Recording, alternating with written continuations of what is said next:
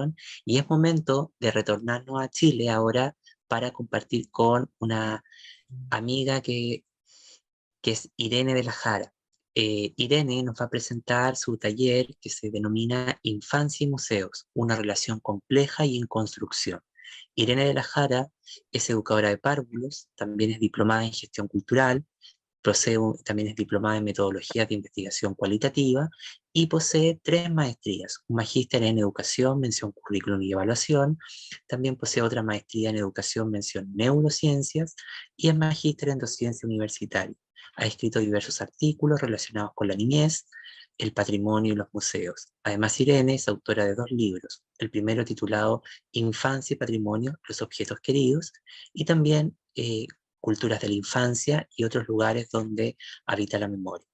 Ha sido responsable de 4 estudios nacionales de museo, 2 de ellos sobre niñez y museos, uno sobre el uso del enfoque de género en la gestión educativa y un cuarto sobre el perfil de áreas educativas de museos estatales. Es docente del Magíster en Psicomotricidad Educativa impartido por la Universidad Finisterra y del Diplomado Virtual Cultura más Ciudadanía más Desarrollo del Centro Cultural de España en el país de El Salvador. Además es encargada de educación de la Subdirección Nacional de Museos, perteneciente al Servicio Nacional del Patrimonio Cultural. Irene, querida, el espacio es todo tuyo para que comparta este tema tan apasionante de los museos y la infancia. Muy bienvenida. Muchas gracias, Aldo. Muchas gracias a mis compañeras que me antecedieron. Estoy como un poco emocionada porque todas las cosas que he ido escuchando, como la mirada de la niñez a través del cine y este trabajo de Cindy tan lindo como de tan feminista, tan desde la afectividad, así que estoy muy, muy contenta. Oye, no puedo compartir, algo Eh, pasa. A ver, mira, tienes que, debajito de nosotros ¿Mm? aparece una flechita en verde, un Sí, no, recuadrito en verde, sí, lo estoy poniendo y ¿ya? no me deja compartir. No te deja compartir. Ya, Sí, entonces, Irene, mira, hagamos una cosa. Yo voy a descargar el PPT que tú me enviaste, pero por mientras yo te pediría que nos hagamos como un pequeño diálogo entre ¿mm? nosotros para que los participantes, quienes nos acompañan, pudiéramos avanzar. ¿Te parece?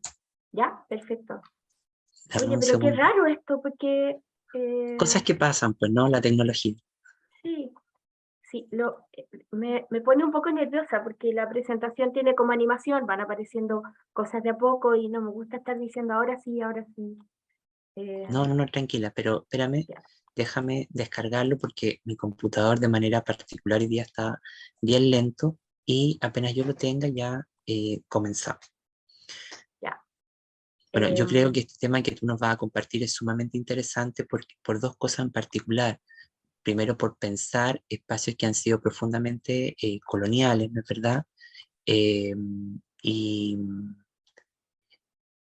ya, y pues, mira, Milagros acá nos dice, Profe Irene, por favor, abra primero el PowerPoint y luego le da a compartir. ya abrí el PowerPoint. ¿Ya? Y ahora tú te eh, vas acá a compartir pantalla. Sí, y mira, es muy... A donde dice compartir, me aparece en Sí, pues, gris, entonces no me permite. Entonces, ¿qué digo? No puedo hacer nada. No me deja. No me deja ya, nada. vamos a esperar un poquito. Ah, eh, mira, no sé, eh, ahí, ¿se abrió? ahí sí, Irene, querida. Lo pueden ver. Ya, perfecto. Gracias, profesora. Oh, me salvó. Ya, bueno, eh, ¿se escucha? Perfecto. ¿Está todo bien, Aldo? Sí, súper. Ya, perfecto. Bueno, entonces yo primero dar las gracias por esta invitación. Voy a poner también el temporizador para no pasarme.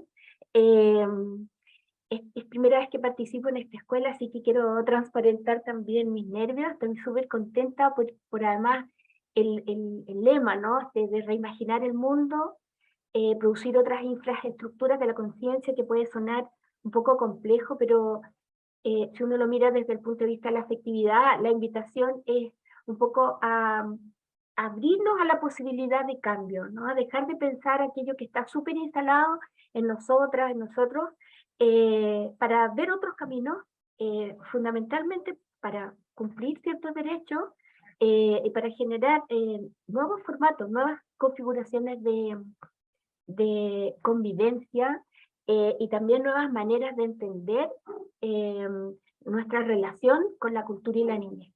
Entonces, en el caso mío, yo voy a hablar de infancia y museos, una relación compleja y que se está construyendo, y todo lo que voy a ir mostrando tiene que ver un poco con las colecciones de museos, cómo miramos desde ahí el poder, la autoridad, cómo vamos invisibilizando otras voces, ¿no? Entonces, aquí vamos a partir con algunas preguntas, ¿no? Primero, ¿por qué son importantes los museos? A lo mejor para algunas personas sencillamente no son importantes los museos. ¿Y por qué son importantes para las niñeces, en el fondo, ¿no? Y cuando nos hacemos esa pregunta, definitivamente tenemos que también revisar un poco nuestras propias representaciones. ¿Qué pensamos de la niñez? ¿Y qué pensamos de los museos? Porque si finalmente tenemos convicciones súper clásicas y bien conservadoras respecto a la niñez y de los museos, eso va a tener un correlato en cómo enseñamos las cosas, ¿no? Entonces, en el fondo estas representaciones no van a ser inofensivas. Entonces, una cosa importante es reconocer que existen diversas representaciones, ya Catalina nos adelantaba algunas, ¿no? Que la niegan a la niñez en muchos de sus derechos o en el mejor de los casos la subordinan. La subordinan fundamentalmente a la voz adulta y estas representaciones que son generalmente de obediencia están demasiado arraigadas, ¿no?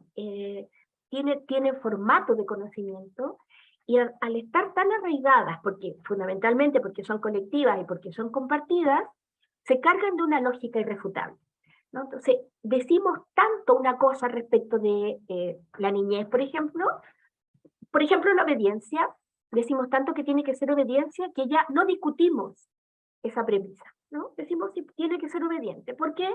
Porque es niña, porque es niño, porque yo soy el adulto, ¿no? Entonces, lo que nos dice Casas, por ejemplo, es que justamente de esas cosas evidentes se habla poco, ¿no? Y él dice es una paradoja porque está acá, está frente a nuestros ojos, no es que esté invisible, ¿no?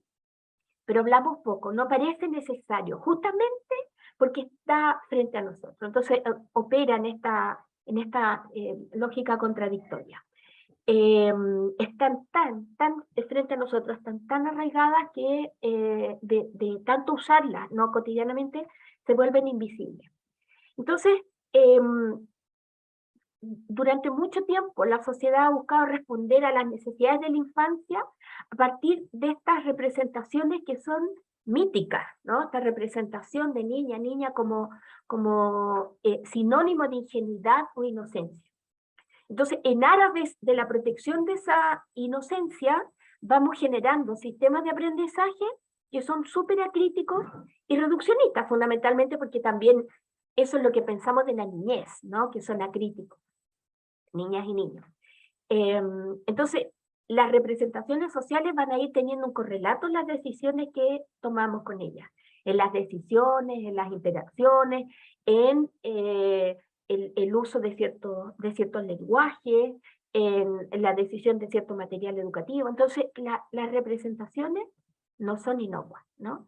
Ellas no solo, estas representaciones no son solo objetos que están en nuestra cabeza.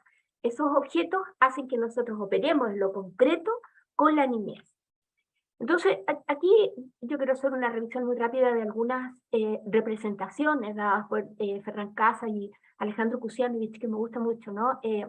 Ellos plantean algunas representaciones relacionadas, por ejemplo, con la niñez como propiedad, donde la familia es propietaria de esta niñez, ¿no? Y dentro de la familia, la madre, ¿no? Porque también hay una representación de la mujer. Entonces, bajo esa lógica, sí, por eso yo quiero como que esta idea quede claro, ¿no? Como la representación tiene un correlato en la vida cotidiana. Entonces, esta idea de la niñez como propiedad justifica entonces criterios de obediencia, de sumisión, incluso de castigo físico y de violencia. De hecho, hay como frases típicas, no, lo hago por ti, me duele más a mí, ¿no? Y tanto se le dice eso a una persona desde que es chico, que cuando es grande, el adulto que somos justifica el castigo, ¿no? Y diciendo, bueno, en realidad, mira, sí me pasó, pero es que yo era bien desagradable, era bien atrevido, ¿no? Entonces estaba bien que me pegaran, ¿no? Estaba bien que me silenciaran. Eso lo voy comentando porque estas cosas se van arraigando en nosotros de manera como muy lentamente, y ese es justamente el principio de la eficacia, ¿no? Que casi no nos damos cuenta cómo nos vamos apropiando de esas representaciones que tanto daño nos hicieron igual, ¿no? Bueno, está esta niñez consumidora, que prácticamente la niñez de la televisión. Nadie se cuestiona, por ejemplo, los desnudos de la televisión para vender pañales, ¿no? O para vender ropa de guagua. O la niñez peligrosa, tiene que ver con esta niñez de la que nos hablaba Catalina, por ejemplo, esa niñez que se nos muestra a veces en la performática del cine, que puede ser también en la performática de la fotografía, en donde aparece como peligrosa, ¿no? Fundamentalmente por lo que les falta, que podría ser la obediencia, o por lo que les sobra, que podría ser rebeldía, ¿no? Entonces, justamente nosotros vamos a ver cómo esta cosa de la obediencia se va traspasando, no solo a través de los discursos de la familia, a través de los discursos de la escuela, se va pasando también en las instituciones, ¿no? Como estar en absoluto silencio en los lugares, se va pasando a través de los cuentos infantiles, la Caperucita Roja. La moraleja de ese cuento es que la Caperucita Roja es muy desobediente, ¿no? Y por eso le pasa lo que le pasa. Cuando nosotros sabemos que la poesía es súper importante en el pensamiento creativo, por ejemplo, ¿no? Bueno, la niñez como futuro, también lo decía Catalina, se les piensa como potencia, ¿no? Como algo incompleto, y eso para Alejandro Kusianovich no es otra cosa que la postergación del reconocimiento del peso específico que tiene la niñez, ¿no? Y además también es una manera de eh, no asumir la responsabilidad que como adultos, como tribu, ¿cierto?, tenemos en los acuerdos de acompañamiento con la niñez. Bueno, esta niñez es prescindible, que es muy triste, ¿no? Como niñas y niños innecesarios por incapaces. Entonces, finalmente, las niñas y los niños no participan del currículum escolar, no se les consulta a ellos qué quieren aprender, cómo quieren ser evaluados, eh, no se les consulta a ellos, por ejemplo, en materia de patrimonio, cuáles son las fiestas que ellos quisieran relevar, no se le consulta a niñas y niños qué colección queremos tener o qué tipo de guión quisiéramos implementar. Bueno, la niñez privada, que tiene que ver con esto de hasta dónde nosotros permitimos, ¿cierto?, que la niñez llegue, ¿no? Como vamos estableciendo unas fronteras o unas estructuras que lo van apretando, ¿no? Desde muy chico. La niñez pura y vulnerable, que también es bien interesante porque es tan limpia esta imagen, ¿no? Tan idílica, que finalmente el correlato que tiene es el de la sobreprotección, que también es un mito, ¿no? Como esto de la niñez absolutamente impoluta, no le puede ocurrir nada. Entonces, sobre la base de eso, no dejamos que niñas y niños jueguen en los mismos espacios, no les permitimos los paseos porque les puede pasar algo al furgón, no permitimos que niñas, por ejemplo, exploren subiendo rejas, ¿no? Porque se pueden caer, porque se pueden dañar, porque su cuerpo, que es tan delicado, algo les puede pasar, ¿cierto? Que yo no estoy aquí proponiendo que a los niños se les deje en la absoluta soledad, no es eso. Tampoco estoy proponiendo una idea niñocéntrica que le haría un flaco favor a la niñez. Estoy solamente recordando que cuando nosotros hablamos de deberes y derechos, nosotros como adultos tenemos que cumplir nuestros deberes para que la niñez cumpla sus derechos, ¿no? No es que los derechos estén subordinados a los derechos son inalienables. ¿No? Bueno, y aparece también esta idea de la niñez negativa, ¿no? Como desobediente, rebelde, donde se desvaloriza lo infantil y se justifica el control. Entonces, tempranamente se empieza a construir un estereotipo generacional que va a situar a la niñez, ¿cierto?, bajo la potestad, superioridad del adulto, que además se considera racional y civilizado. O sea, este adulto tiene una autopercepción, hay un pensador que habla de la adultez como casi la versión premium de la humanidad, ¿no? Y es un poco la promesa con la que va creciendo este niño o niña. Ahora, estas representaciones sociales se ajustan en un sistema que le da fuego, ¿no? Que las alienta. No es un sistema patriarcal que tiene que ver con todas estas formas y muchas más que no están acá, ¿no? También existen las fobias a la pobreza, las fobias a la vejez, ¿no? Nosotros nos vamos a referir al adultocentrismo, pero todas estas tienen que ver con ejercicios sociales donde se van a configurar diferentes formatos de subordinación. Entonces, vamos a entender a esta serie de prácticas de exclusión que se basan justamente en este establecer diferencias generacionales únicamente en atención a la edad y a la estatura también, le vamos a denominar adultocentrismo. Bueno, Duarte tiene una mirada un poco más extendida, más amplia, ¿no? De lo que significa este adultocentrismo. Él habla primero de un sistema de dominio, ¿no? Como más bien como un sistema de dominación, una manera de organizar la sociedad, ¿no? De modos asimétricos y desiguales. De muchas maneras desiguales, ¿no? Tanto desiguales, por ejemplo, en el uso de la palabra, desiguales en capacidad económica, ¿cierto? Que eso hace que se subordine mucho más. Bueno, también como paradigma de las ciencias sociales, que ya parte con una imagen de niño o niña, ¿cierto? En las investigaciones de lo juvenil, por lo menos en Chile. Y también un eje analítico que a mí me parece bien interesante cuando hablamos de la interseccionalidad, como un eje más, ¿no? Para hacer el análisis de pluridominio, ¿no? Pluridominación. Entonces, en este sistema de dominación van a operar unos imaginarios bien binarios, que es lo mismo que ocurre cuando hablamos de enfoque de género, ¿no? Entonces, vamos a hablar de lo mayor a lo menor, donde el mayor es el adulto y lo menor, lo menorizado va a estar situado en la niñez. La autonomía y la dependencia, ese niño siempre va a depender de mí, por lo tanto, una manera, yo tengo también de subordinarle a mis gustos, a mis antojos y a mis propios tiempos, la fuerza y la debilidad.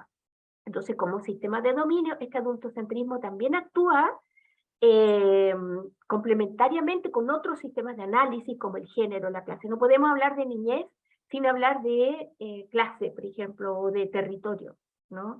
O de origen.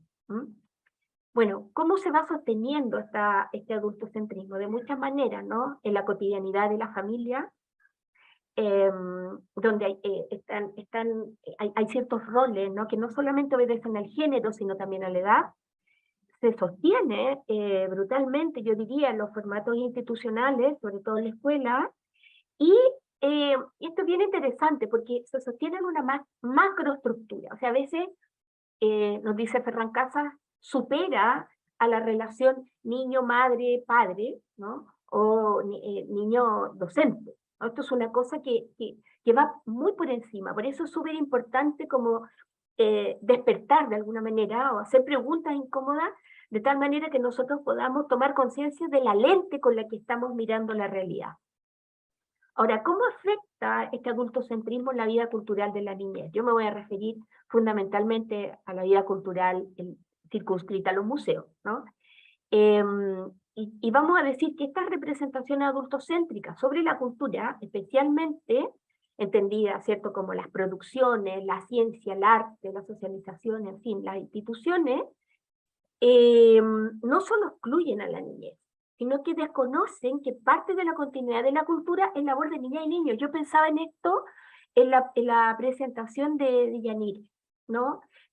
Cuando ella habla de cómo se van transmitiendo el lenguaje, fundamentalmente en las mujeres, me emocionó mucho cuando dijo a través de los arrullos, ¿no? Porque finalmente esos arrullos también ellas lo escucharon de sus madres o de sus abuelas, y se van transmitiendo. Es ese niño, niña, el que sigue con esos arrullos, ¿no? Y como decía Catalina, ese niño que permanece en tu humanidad sigue transmitiendo esa lengua, ¿no? Que es bien importante, porque la lengua mirada también como un espacio de resistencia. Entonces, fíjense lo que pasa en el campo del patrimonio de la memoria. Pareciera ser que las definiciones construidas por la niñez no siempre incorporan su relato, ¿no? Pero que hay una paradoja nuevamente, porque no las invitamos a la fiesta de la negociación, pero sí esperamos que sean ellos herederos y custodios del patrimonio, ¿no? Entonces aquí van a aparecer ciertas representaciones muy circunscritas al ámbito de la cultura, ¿no? ¿Cómo miramos a la niñez en algunos casos? Como depositaria de la herencia.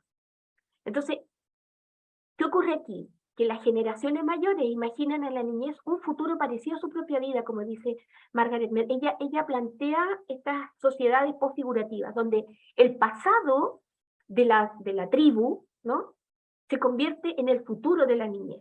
El pasado de esas personas mayores es lo más importante, y ellos van a hacer lo posible para que eso se traspase tal cual. ¿Mm?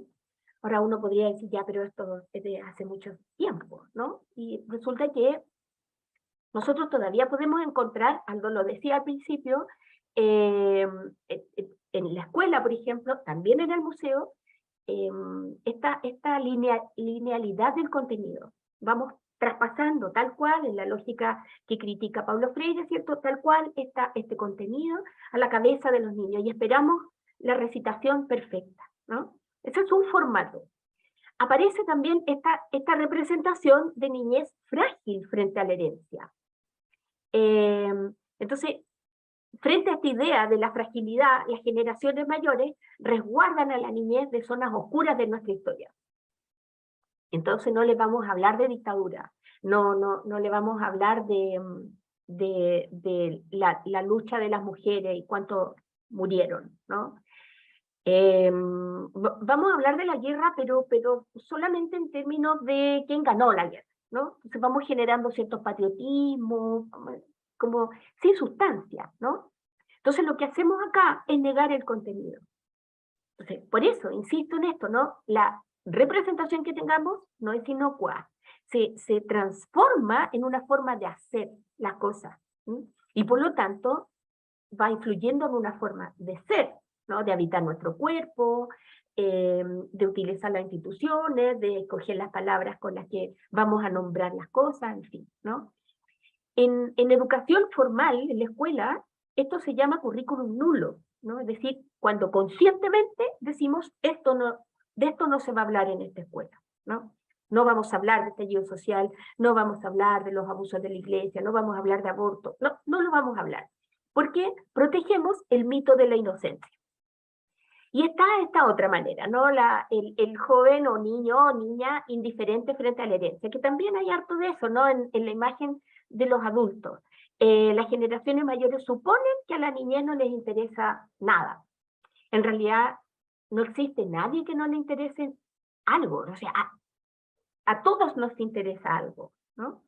Entonces, aquí hay una suposición, ¿cierto?, que a la niñez no le interesa el pasado como espacio de contenido. Vamos a mirar lo que pasó en tal año, o los vestigios que encontramos, sé yo, en el siglo pasado. Vamos a ver cómo eran los países antes de conocerlos tal como están ahora, ¿no? Como espacio de contenido, pero tampoco les interesa como objeto de estudio, por qué es importante el pasado, por qué ciertas instituciones se dedican al pasado. Entonces, la suposición de que a la niñez o a la juventud no le gusta el pasado o no le interesa, hace que tengamos un tratamiento bien superficial del contenido. Esto de vuelo rasante, pasar por encimita sin que lo afecte mucho, porque no le va a interesar. ¿Para qué? ¿No? Y hacemos una imagen reduccionista de la historia. Vamos a desmentir esto. Primero vamos a decir que la identidad, esta imagen de esta representación de niñez depositaria en herencia, se cae cuando nosotros decimos que la identidad es dinámica, ¿no? Es un proceso de permanente tensión entre lo personal, vamos a entender aquí lo personal como la mismidad, de cómo mi propio cuerpo me va informando de temperatura, de sed, de hambre, etcétera, y cómo eso se va tensando con lo social, desde lo más próximo, ¿cierto?, que es la familia, hasta los amigos, hasta la escuela, etc. Entonces, cuando nosotros tenemos una perspectiva, ya sea de crianza o de educación, muy funcionalista, ¿no?, el yo infantil desaparece, y eso es muy triste, ¿no? Ese yo que juega, por ejemplo, desaparece, y pasa mucho tiempo sentado, ¿no? Pasa mucho tiempo poniendo atención, por ejemplo, en un museo. El yo infantil desaparece, se calla, no puede hablar, porque están hablando los adultos, ¿no? Entonces empieza a desaparecer, este niño se empieza a invisibilizar, ¿no? Porque empieza a encarnar al yo social, ¿no? Cuyo propósito fundamental es ir haciendo emerger a este adulto normalizado, a esta versión premium, ¿no? Entonces la identidad no es una esencia inmutable, es una construcción siempre relacional, perdón, y siempre contrastante. Entonces, esta perspectiva va a observar a la niñez, entendida como niñas y niños, ¿no? Como población, como una invitada a la cultura. No le vamos a decir, mira niño, esto es lo que pasa acá, sin tu participación, y lo que pase acá a ti no te va a interferir en nada, ¿no? Entonces, la cultura se encuentra fuera, como diría Beatriz Goris, ¿no? Ya como al modo de una postal estática. Y esto, ¿cierto? Tiene el asidero, ¿cierto? Lo plantea Pierre Bourdieu, refiriéndose justamente a estas relaciones de dominación, donde él dice, esto es el efecto de un trabajo formidable, colectivo, de socialización, pero continua, a través de muchas generaciones, ¿no? Que al final lo que hacen es que cuando ya somos un poco más grandes, percibimos el mundo de acuerdo con ese principio que se nos enseñó, con ese principio de división dominante, ¿no? Cuando somos grandes entendemos entonces que los adultos tienen la razón, que los niños no tienen nada que aportar, que las mujeres valen menos que los hombres, que el mundo está hecho en clave masculina, y lo vamos entendiendo y lo vamos asumiendo porque es justamente un principio de eficacia, ¿no?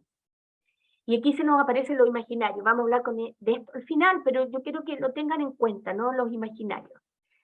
Bueno, esta niñez sin conflicto, la segunda, vamos a hacer a desmentir este segundo mito, ¿no?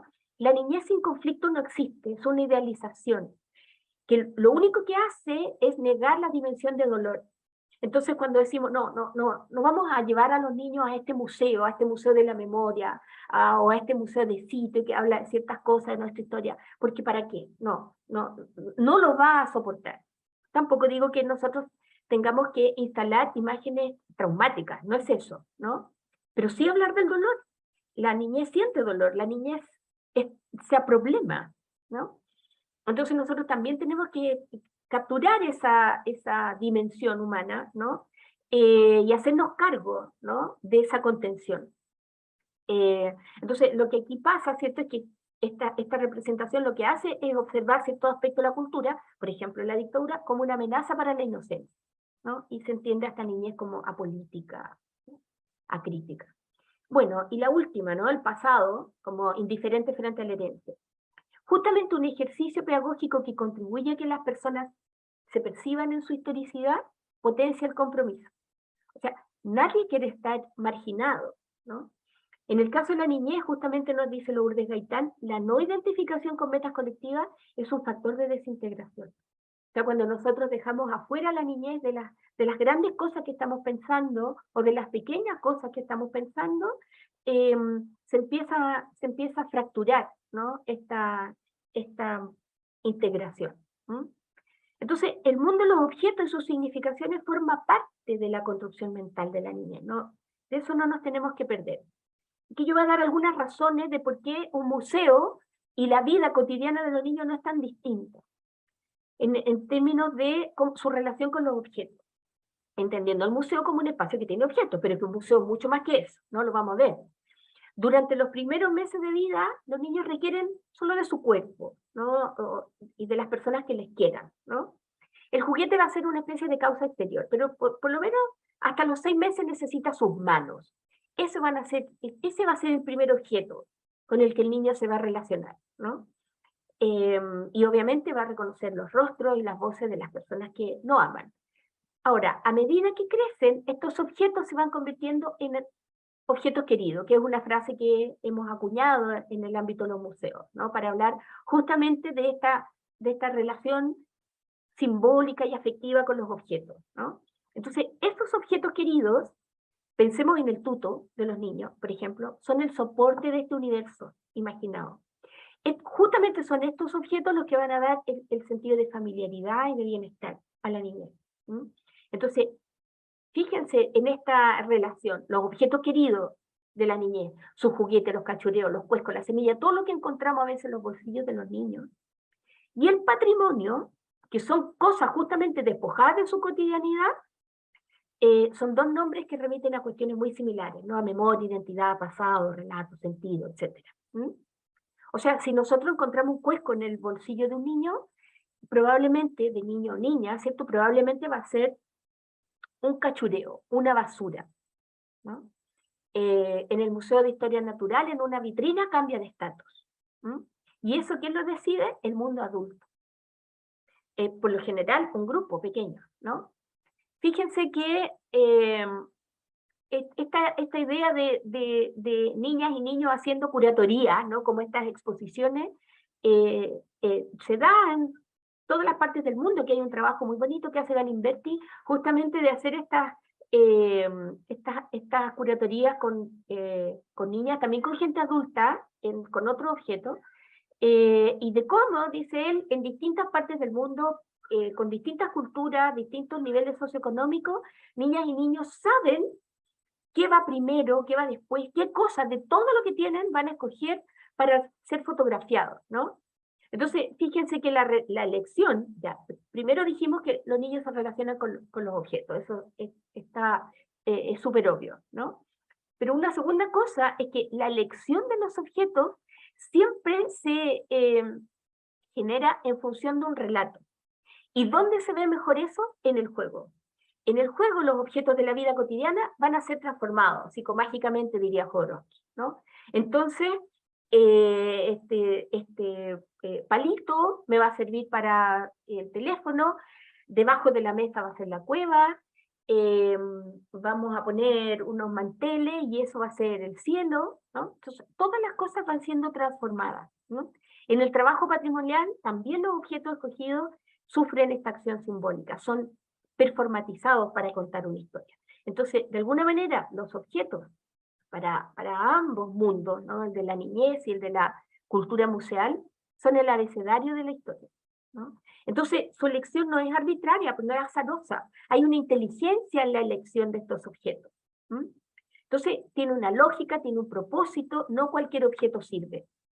Y eso es bien interesante, porque cuando la niña y los niños transforman los objetos, al no hacerlo en forma azarosa ni arbitraria, lo que están haciendo es justamente extrapolar todas las propiedades de un objeto cualquiera, por ejemplo, de un teléfono, ellos tienen que decir, tiene que ser liviano, me tiene que caber en la mano, me tiene que servir para hacer este gesto.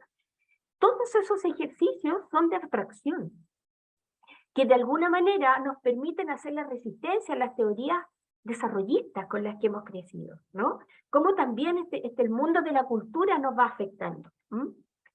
Entonces, fíjense que para un niño pequeño, vamos a decir antes de los 3 años, las acciones están determinadas por la utilidad literal de los objetos, es decir, una puerta sirve para abrir, un lápiz para escribir, un teléfono para hablar, la escoba para barrer, la silla para sentarse, etc.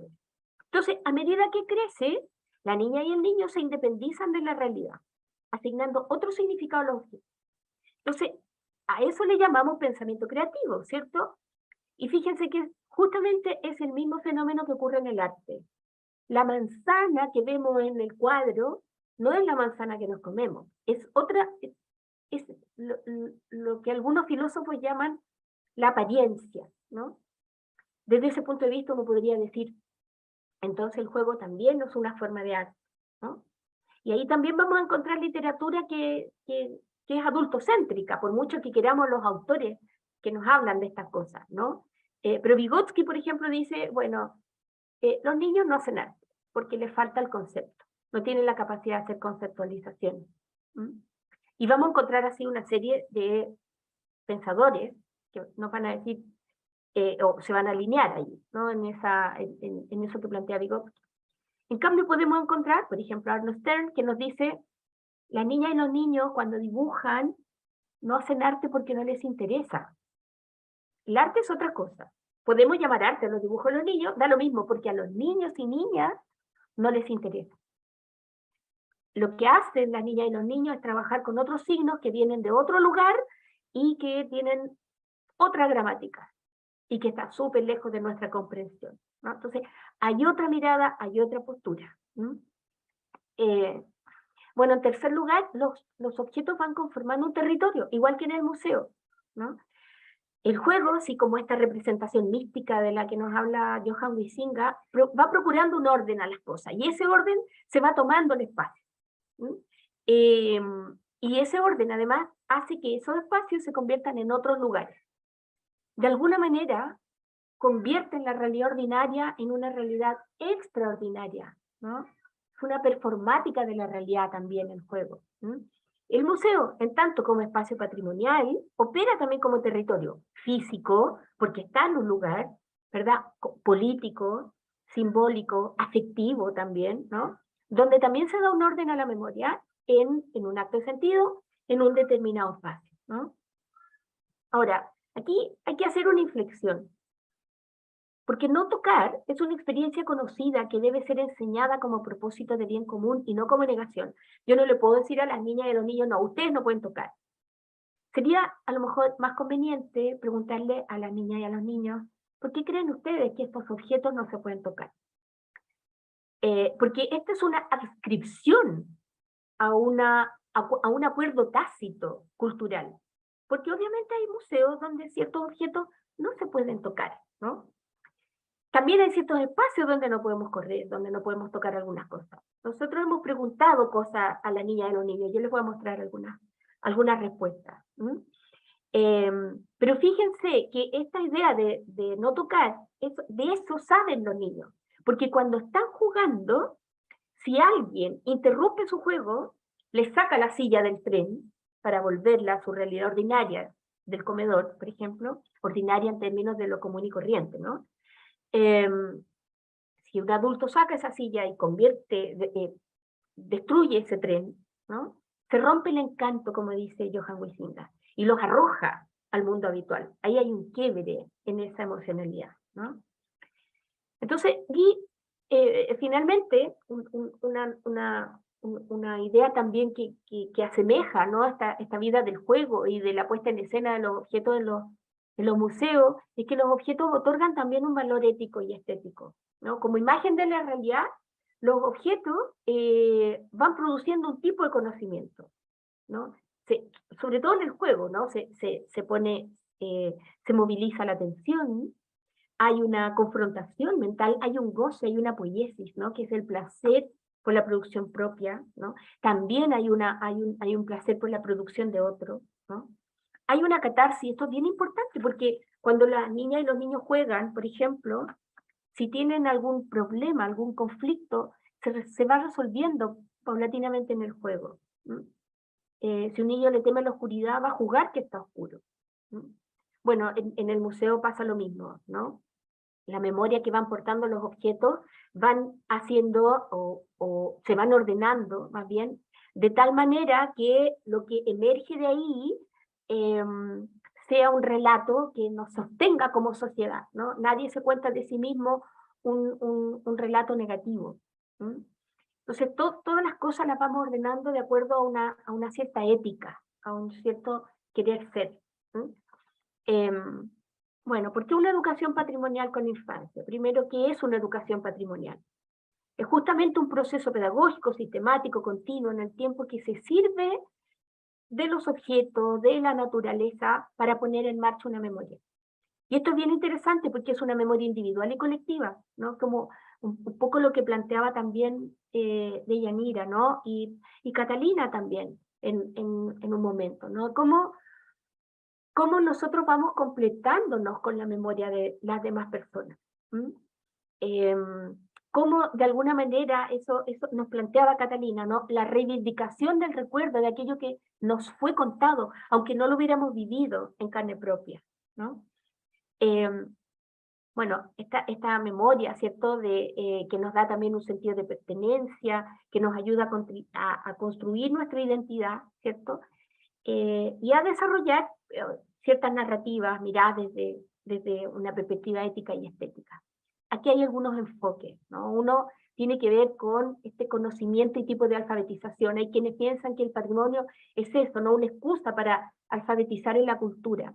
Es bien interesante, Paulo Freire también dice, ojalá que niñas y niños antes de aprender a leer las letras, aprendan a leer el mundo, ¿no? Como las señales sociales, como aprender a tener intuición en la ciudad. Había un arquitecto que tuve la suerte de escuchar hace algunos años, que decía, ojalá la ciudad la pudieran conocer las niñas y los niños y pudieran ellos, tal como hacen los adultos, dolerse de aquello que se ha perdido, ¿no? Cuando uno dice, oye, antes acá había un bosquecito, qué sé yo, había una chacra, ahora hay un, qué sé yo, un cine, una panadería, que la gente, los niños y las niñas pudieran tener esa oportunidad.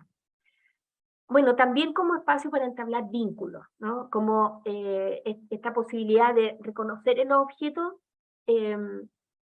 a nuestra familia, ¿no? Reconocer en los objetos los lugares por los que pasamos, reconocer situaciones históricas. Cuando me imagino, uno pone un vinilo, ni siquiera empieza la canción y solo el sonido ya nos lleva para las personas que hemos tenido, que hemos crecido con tocadiscos, por ejemplo, para nosotros ya ese sonido nos lleva a otro tiempo y lugar, y con una sensación de cobijo, como dice Bachelard, ¿no?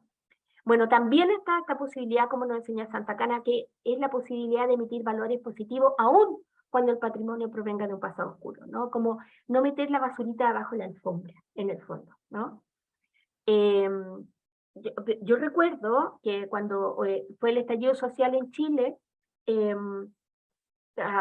2 días antes las escuelas funcionaban de lo más bien y tenían un currículum que era muy tradicional, ¿no? Nadie se quería como complicar con la... Estábamos discutiendo si dictadura, gobierno militar, todas esas cosas. Cuando fue el estallido social se abrieron los cabildos. Y recuerdo cómo madres y padres, también docentes, iban a los cabildos, a los espacios, para que le pudieran explicar a las niñas y a los niños qué es lo que estábamos viviendo y por qué había pasado eso. ¿Mm? Entonces, es interesante cómo van cambiando. Bueno, pasó todo y volvimos nuevamente a nuestra educación de silencio, ¿no? Bueno, y Carolina Roca, ¿cierto? Que es una doctora, ¿cierto? Que se ha dedicado mucho al tema de los museos y de las niñeces. Habla de la ciudad fundamentalmente, ¿no? Eh, eh, del patrimonio, la ciudad como una toma de conciencia, y es como una especie de despertar, ¿no? Sobre el territorio, sobre nuestro pasado, sobre la herencia y la memoria. Ahora, esto no es nuevo, no es que nosotros estemos inventando la rueda. Ya muchos educadores de siglos pasados nos hablaban de esto, ¿no? Los objetos como medios insustituibles para acceder a la vida sensorial, a la memoria, al entendimiento. Son los que tenía, Comenius nos dice, solo tienen que tener un cierto orden las cosas, tienen que estar en una cierta cantidad, tienen que tener una cierta proximidad con la vida familiar, ¿no?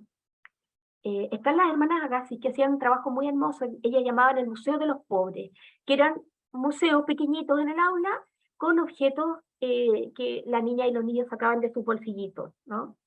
Eh, Objetos próximos y familiares van a forjar confianza básica, nos decía Erickson, ¿no? Más desde el psicoanálisis. Y Ovidio de Crolí, que trabajaba con el museo escolar, que eran justamente él decía, vamos a averiguar si estas cosas van a ir a tal parte, van a buscar en las piedras, van a buscar en las botellas, van a buscar en lo que sea, esta respuesta, ¿no? Entonces él trabajaba como los objetos como fuente de documentación, ¿no? Entonces, si nosotros entendemos el patrimonio como responsabilidad, como constructo, ¿no? Sería interesante comenzar tempranamente esta iniciación, ¿no? Aquí hay una pregunta, ¿no? Si constituyen patrimonio los bienes que son dignos de recordar, los que nos dan trascendencia, ¿no? ¿Quién define, ¿no?, lo memorable y trascendente? ¿En qué lugar quedan los objetos de la niñez, por ejemplo, en esta definición de patrimonio? Bueno, acá nosotros tenemos un montón de razones de por qué es importante la educación patrimonial, porque contribuye a la construcción de mapas mentales, sin duda, ¿no? Porque vamos situando los objetos, porque nos dan la memoria que hay en los objetos y que a veces conservamos hasta muy, muy de adultos, tiene que ver con un recurso identitario. Por eso es que se hace interesante lo que ocurre a veces en los jardines infantiles cuando no se acepta el primer día de clase que un niño o niña lleve su juguete, ¿no? Cuando habría que entender que ese juguete es el cordón umbilical con lo más memorable que tiene ese niño, que es su familia. Entonces es importante que ese desapego se vaya haciendo también lentamente, ¿no? Por eso es que es interesante entenderlo, como dice Miriam Pilowsky, como recurso de apego, ¿no? Bueno, porque recordar también es un ejercicio político. Se nos dice que recordar y cómo hacerlo a través del currículum y a través de las colecciones de museos. Entonces sería interesante cómo hacer una resistencia, trabajar con contramemoria, ¿no? Con las que no están oficialmente escogidas. Eso también sería interesante de reconocer como un ejercicio epistemológico. Y bueno, fundamentalmente porque la educación patrimonial coincide de muchas maneras con la cultura del juego. Y yo diría que la educación patrimonial, además, desde un punto de vista afectivo y político, permite también salirse de discursos dominantes, de construir lo que ya está súper establecido. Trabajar, como decíamos, con las memorias marginadas, con temas complejos, ¿no? Hay muchas consultas que se le hace a gente trabajadora de museo en área educativa, y ellos dicen, se puede, cuando vienen niñas y niños, podemos trabajar temas de género, por ejemplo, que en la escuela no pueden, ¿no? El museo es como un lugar seguro. Bueno, acá los saberes locales, acá como un guiño también a lo que hablaba de Yanire, ¿no? Se vuelven visibles e imprescindibles estos saberes locales. ¿Cómo le vamos dando la vuelta a lo que se nos dice desde otras latitudes cómo debemos hacer? Se van deconstruyendo imaginarios. También esta colección que transparenta su condición de dispositivo de poder, ¿no? Mira, esta es nuestra colección. Esta es nuestra colección, está hecha por el Estado, estos son los objetos con los que debemos trabajar, ¿no? Como un poco transparentar eso. De alguna manera se desintoxica, igual como el currículum, ¿no? Y bueno, y además la educación patrimonial, que es un convencimiento personal, es un tipo de educación que efectivamente fomenta la paz, ¿no? Porque justamente empieza como desde lo más sagrado, ¿m? Volver a lo sagrado, volver a lo noble. Pero fíjense que en el campo del patrimonio, lo que se disputa, dice Luis Alegría, es la capacidad de producción simbólica de otorgar a ciertos bienes una cierta connotación. Este objeto, este va a ser patrimonio. Pero miren, con la niñez no pasa eso. O sea, en ese proceso de patrimonialización, los objetos de niñez no alcanzan el estatus de bien cultural, en tanto bien querido, ¿no? En tanto objeto querido. No va un niño a un museo a decir, mira, yo tengo esta muñeca y la quiero mucho, entonces yo quiero que sea parte del museo. No. Pero si yo llevo esa misma muñeca, si es una Barbie, por ejemplo, y digo, oye, podríamos usar esta muñeca para hablar de economía, para hablar de género, para hablar de colonización, para hablar de tipos de belleza, para hablar de cuerpo, eso sí, ¿no? Porque hay unos conceptos que son más valorados, ¿no? Que vienen de la voz adulta, no de la niñez, ni de los afectos, ¿no? Como sería en este caso. Entonces, yo les quiero mostrar acá, como muy rápidamente, algunas frases. Nosotros hemos hecho muchas consultas y estudios con niños. Algunas frases, frente a la pregunta si este museo fuera un animal. Yo puse arriba las de niños pequeños, de 6 para abajo. Un panda porque la casa es gordita y grande. Un búho por el conocimiento. Un lobo porque hay cosas salvajes. Los niños más grandes, un castor porque siempre están creando cosas nuevas y son creativos. El león, porque es el Museo Rey, no recuerdo qué museo era, pero estaba muy feliz, esa persona de 11 años. Esta la encuentro divertida. Un gato. ¿Saben cuando alguien viene? Cuidan su territorio, son limpios, cuidadosos, son inteligentes. Un pájaro, porque cantan, tiene mucho que decir de su canto, al igual que este museo. Me acuerdo de ser el Museo Violeta Parra. Y esta la encuentro preciosa. Sería un canguro porque en su bolsa está la bebé y eso cuenta como un lugar donde guardan cosas importantes, ¿no? O sea, la niña y los niños entienden que los museos tienen cosas importantes. La niña y los niños son personas sensatas. De Sousa acuña este término, el epistemicidio, para referirse al rechazo y destrucción de conocimientos y lógicas que se escapan a la epistemología moderna, ¿no? Propias del colonialismo. Entonces aquí caben las experiencias de mujeres latinoamericanas, por ejemplo, como la que nos contaba de Yanire, las formas de conocer los territorios indígenas y, por cierto, las epistemologías infantiles. O sea, estamos tan acostumbrados a que el conocimiento venga de otro lado que matamos de antemano todo el saber que viene de la niñez. aquí preguntamos, ¿cómo se conecta el arte y la naturaleza? Aquí aparecen cosas, ¿no? Construyendo objetos, ¿no? Que se pueden reciclar, entendiendo que la tierra es para vivir, pueden aportar a saber qué plantar para no hacer daño, ¿no? Haciendo carteles, en fin. Y esta nos pareció, cuando se celebraba el día de la convención, cuando Chile, ¿cierto?, dice sí a la Convención de los Derechos de la Niñez, no alcanzamos lo hicimos con el Museo de la Memoria, y no alcanzamos a dar cuenta de este proyecto. Siempre que tenemos la posibilidad contamos algunas cositas, porque luego vino el estallido, y no hubo más actividades presenciales. Pero acá hicimos una sistematización de las respuestas de los niños, y este grupito tiene que ver con respuestas más bien espirituales, ¿no? Le preguntamos a muchos niños, a partir de muchos museos a lo largo de Chile, ¿qué puede hacer el museo por ti? Y los niños decían, me puede dar tranquilidad, sabiduría, darnos el derecho a que nadie nos pegue, que nos enseñen a ser felices, a comprender, dice, para ayudar a los niños deben comprender lo que el niño quiere.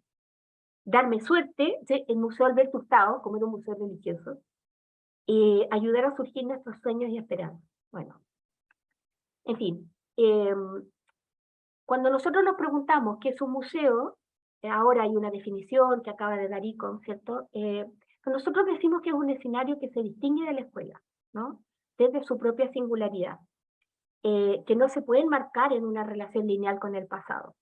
Sin embargo, si un museo no está atento a las señales sociales, se vuelve a convertir en un catálogo de objetos. Y eso hace que las enseñanzas de las ciencias sociales, por ejemplo, se reduzca a la cuantificación o descripción de la realidad, ¿no? Que es lo que no queremos justamente para la niñez. Lo que necesitamos son museos implicados, ¿no? Esto quiere decir atento a las problemáticas, ¿no? Capaz también de un museo que se reinvente, ¿no? Capaz de despercudirse de una narrativa un poco anquilosada, ¿no? Entonces, una de las cosas que tenemos que entender es que lo que se narra en un museo no solo representa una realidad, también impone un punto de vista, ¿no? Y aquí es donde entran los imaginarios, porque los imaginarios son justamente esta especie de matriz de sentido que se nos impone. Nosotros, como dice este autor, padecemos la realidad. Llegamos a un lugar y ya hay una serie de constructos culturales. Es este inconsciente colectivo que nos permite ir actuando sin mayores inquietudes, ¿no? Irene, ¿Sí? ya estamos en el tiempo ¿En para que serio? vamos como... Ah, yo Sí. yo sentí que tenía 10 minutos, perdón. No, pero No, pero perfecto, si podemos dejar los 10 minutos, no te preocupes. ya, ya. Entonces, la única forma de acceder a estos imaginarios es a través del lenguaje. Entonces, lo que hicimos nosotros fue hacer una consulta donde los niños podían dibujar. Entonces, me hizo sentido, de Yanire, porque vamos haciendo otro tipo de consultas y otro tipo de dispositivos de donde sacar la información, a través de dibujos, no solamente la palabra escrita o hablada como lenguaje autorizado, ¿no? Ahora, una cosa importante es que lo que las niñas y los niños dicen tampoco está tan alejado de esa matriz de sentido. Entonces, tampoco tenemos que ver a la niñez como una amenaza, ¿no? Pero sí advertir que la infancia es capaz de generar sus propias ideas, tiene pensamiento propio, ¿no? Entonces, esto es lo que yo les quiero mostrar como muy rapidito, ¿no? Lo que se muestra en los museos obedece a una lógica muy masculina, colonialista, adultocéntrica, muy binaria, ¿no? Todo lo que hay aquí no es solo arte, también es un tipo de arte hecho por hombres, ¿no? Es eso lo que vamos aprendiendo tempranamente. Entonces hay que ir haciendo, yo no digo que no mostremos esta obra, a mí me encantan esos autores, digo que tenemos que hacer el balance de la historia, ¿no? Y como ir un poco discutiendo qué narramos de las mujeres, en qué ámbito las situamos, qué queremos relevar. Y cuando relevamos el espacio doméstico, ¿qué decimos de eso? ¿No?